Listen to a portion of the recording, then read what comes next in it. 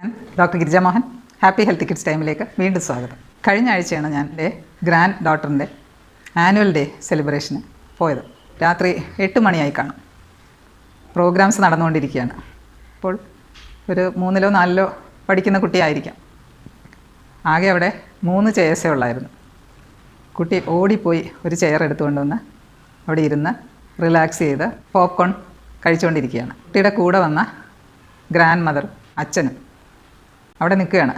Grand മദറിന് കുറച്ച് പ്രായമുണ്ട്, കാലിന് നല്ല സുഖമില്ലെന്ന് തോന്നുന്നു. ഞാൻ പീഡിയാട്രീഷ്യൻ ആയതുകൊണ്ടായിരിക്കും കുട്ടിയുടെ ബിഹേവിയർ ഇങ്ങനെ ഒബ്സർവ് ചെയ്തുകൊണ്ടിരിക്കുകയാണ്. കുറച്ച് മുതിർന്ന കുട്ടിയാണ്. കൂടെ വന്ന ഗ്രാൻഡ് മദറിന് ഒന്ന് ഇരിക്കണമെന്നോ ഒരു ചെയർ കൊണ്ടുവന്ന് കൊടുക്കണമെന്നോ യാതൊരു വിചാരവും ഇല്ല. കുട്ടിയുടെ ഫാദറാണെങ്കിൽ അങ്ങനെ ഒരു കാര്യത്തിനെ പറ്റി ശ്രദ്ധിക്കുന്നതേ ഇല്ല. കുറച്ച് കഴിഞ്ഞപ്പോൾ ഇവിടുന്ന് ഒരു ചെയർ കൊണ്ടുവന്ന് ഫാദർ ഇരുന്നു, അച്ഛനിരുന്നു. ഗ്രാൻഡ് മദർ അപ്പോഴും നിൽക്കുകയാണ്. ഞാൻ വിചാരിച്ചതാണ് ഇങ്ങനെ ഒരു വീഡിയോ ചെയ്യണമെന്ന്. കുട്ടികളെ മറ്റുള്ളവരെ ബഹുമാനിക്കുകയും പേരൻസിനെ ബഹുമാനിക്കുകയും ദയവ് കാണിക്കുകയും ചെയ്യുന്നതിന് ദയവ് കാണിക്കുന്നവരുമായി മറ്റുള്ളവരെ ബഹുമാനിക്കുകയും പേരൻസിനെ ബഹുമാനിക്കുകയും എല്ലാവരോടും ദയവുള്ളവരായി വളർത്തുവാൻ എന്തെല്ലാമാണ് നമ്മൾ ചെയ്യേണ്ടത്? ജീവിത പാഠങ്ങളും മൂല്യങ്ങളും, അതായത് ലൈഫ് ലെസൺസും വാല്യൂസും എത്ര നേരത്തെ പഠിപ്പിക്കാൻ തുടങ്ങുന്നുവോ അത്രയും കുട്ടികൾ അത് മനസ്സിലാക്കുകയും അതുപോലെ പെരുമാറുകയും ചെയ്യാൻ തുടങ്ങും. ഒന്നാമത്തെ കാര്യം എമ്പതി, അതായത് സഹാനുഭൂതി. മറ്റുള്ളവരുടെ വികാരങ്ങളെ മാനിക്കണമെന്ന് പഠിപ്പിക്കേണ്ടതാണ്. കുട്ടികളുടെ പ്രവർത്തികൾ എങ്ങനെ പേരൻസിനെ അഫക്റ്റ് ചെയ്യുമെന്ന് നമ്മൾ പറഞ്ഞു കൊടുക്കേണ്ടതാണ്. കുട്ടികൾക്കത് ചിലപ്പോൾ മനസ്സിലാക്കാനുള്ള മെച്യൂരിറ്റി ചിലപ്പോൾ ഉണ്ടായിരിക്കുകയില്ല. അപ്പോൾ മോനെ മോള് ഇങ്ങനെ കാണിച്ചാൽ നമ്മൾക്ക് ഒരു പ്രയാസമായിരിക്കും എന്ന് തുറന്ന് പറയുന്നതിന് കുഴപ്പമില്ല. മറ്റുള്ളവരോടും പേരൻസിനോടും കൈൻഡ്നെസ് കാണിക്കുക, അതായത് ദയവായി ദയോടുകൂടി പെരുമാറാൻ നമ്മൾ കാണിച്ചു കൊടുക്കുകയാണെങ്കിൽ കുട്ടിയും അതുപോലെ തന്നെ ചെയ്യാൻ തുടങ്ങും. അത് ചെയ്യേണ്ടത് പേരൻസിൻ്റെ ഡ്യൂട്ടി തന്നെയാണ്. അപ്പോൾ ഞാൻ ഉദാഹരണം പറഞ്ഞത് ഇത്രയും കാലിന് സുഖമില്ലാത്തൊരമ്മ അടുത്ത് നിൽക്കുമ്പോൾ ഞാനിങ്ങനെ ഇരിക്കുന്നത് ശരിയാണോ എന്ന് മനസ്സിൽ തോന്നുകയാണെങ്കിൽ ആ കസേര ഒഴിഞ്ഞു കൊടുക്കുകയോ വേറൊരു കസേര കൊണ്ടുവന്ന് കുട്ടിക്ക് അമ്മമ്മയ്ക്ക് കൊടുക്കുകയോ ചെയ്യുമായിരുന്നു. വീട്ടിലും അമ്മമ്മയെ നമ്മൾ അങ്ങനെ റെസ്പെക്റ്റ് ചെയ്യുകയും ദയ കാണിക്കുകയും ചെയ്യുകയാണെങ്കിൽ പുറത്തിറങ്ങിയാലും കുട്ടികൾ അതുപോലെ തന്നെ ചെയ്യും. ഞാനൊരു ഉദാഹരണം പറഞ്ഞെന്ന് മാത്രം. രണ്ടാമത്തെ കാര്യം, നമ്മൾ കുട്ടികളെയും റെസ്പെക്റ്റ് ചെയ്യണം. അപ്പോൾ കുട്ടികൾ നമ്മളെയും റെസ്പെക്റ്റ് ചെയ്യും. പിന്നെ മൂന്നാമത്തെ കാര്യം, നമ്മൾ കുട്ടികളുടെ ചോയ്സസിന് എപ്പോഴും കുട്ടികൾ നമ്മൾ കടുംപിടുത്തം പിടിക്കാതിരിക്കുക. കുട്ടികളുടെ ചോയ്സസിനും കൂടെ നമ്മൾ അനുവാദം കൊടുക്കേണ്ടതാണ്. ഒരു ഇഷ്ടമുള്ള ഉടുപ്പിടുന്നതിന്, മഴയത്തൊന്ന് ഇറങ്ങുന്നതിന്, മണ്ണിലൊന്ന് കളിക്കുന്നതിന്, വെള്ളത്തിൽ കളിക്കുന്നതിന് എന്ന് തുടങ്ങി കുട്ടികൾക്ക് സേഫായിട്ടുള്ള എന്ത് കാര്യത്തിലും നമ്മളുടെ സൂപ്പർവിഷനോട് കൂടെ തന്നെ ഒന്ന് ഇൻവോൾവ് ചെയ്യാൻ നമ്മൾ ഒരു ഫ്രീഡം കൊടുക്കേണ്ടതാണ്. അങ്ങനെ കൂട്ടുകാരുടെ കൂടെ തന്നെ കളിക്കുകയാണെങ്കിൽ ഒരു കെയറിങ്ങും ഷെയറിങ്ങും അങ്ങോട്ടും ഇങ്ങോട്ടുമുള്ള ഒരു റെസ്പെക്റ്റും തന്നെത്താൻ തന്നെ ഡെവലപ്പ് ചെയ്ത് വന്നുകൊള്ളും. നാലാമത്തെ കാര്യം, കുട്ടികളോട് നമ്മൾ പൊളൈറ്റായിട്ട് പെരുമാറുകയും മറ്റുള്ളവരോട് നമ്മൾ പൊളൈറ്റായിട്ട് പെരുമാറുന്നവർ കാണുകയും ചെയ്യുമ്പോൾ കുട്ടികളും താനെ ആ പൊളൈറ്റ്നെസ് പഠിച്ചുകൊള്ളും. അതായത് നമ്മൾ എപ്പോഴും പറയുന്ന പോലെ തന്നെ പേരൻസ് റോൾ മോഡൽസ് ആകുക.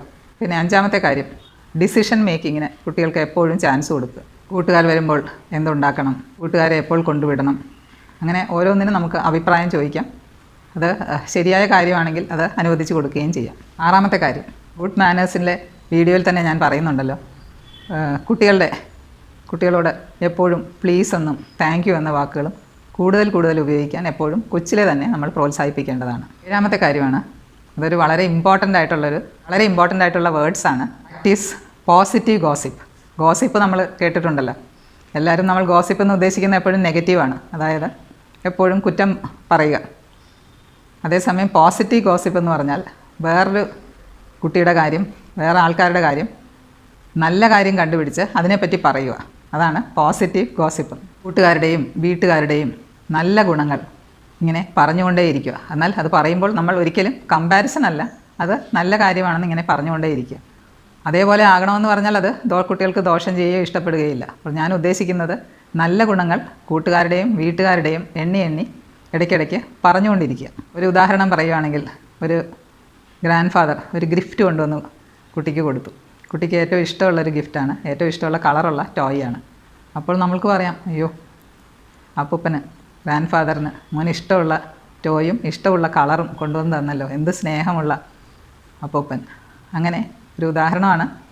അതുപോലെ തന്നെ ഒരു കുട്ടി ഫോൺ ചെയ്ത് ഇന്നലെ പഠിപ്പിച്ച കാര്യങ്ങൾ പറഞ്ഞു കൊടുത്തപ്പോൾ എന്ത് നല്ല ഒരു കുട്ടിയാണ്, അത് മോനെ പറഞ്ഞു തന്നല്ലോ എന്ന്.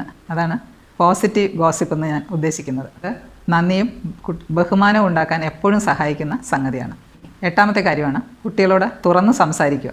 കുട്ടിയുടെ അന്നത്തെ ദിവസം എങ്ങനെയുണ്ടായിരുന്നു, സ്കൂളിൽ എങ്ങനെയുണ്ടായിരുന്നു, പ്ലേ ഗ്രൗണ്ടിൽ എങ്ങനെയുണ്ടായിരുന്നു, ഏതെല്ലാം കുട്ടികളുടെ കൂടെ കളിച്ചു, എന്തെല്ലാം പഠിപ്പിച്ചു, ടീച്ചേഴ്സ് എന്ത് പറഞ്ഞു, അങ്ങനെ കുട്ടികളോട് ഇങ്ങനെ നമ്മൾ ചോദിച്ചിരിക്കുമ്പോൾ കുട്ടിയെല്ലാം തുറന്ന് പറയാനുള്ള സാധ്യതയുണ്ട്.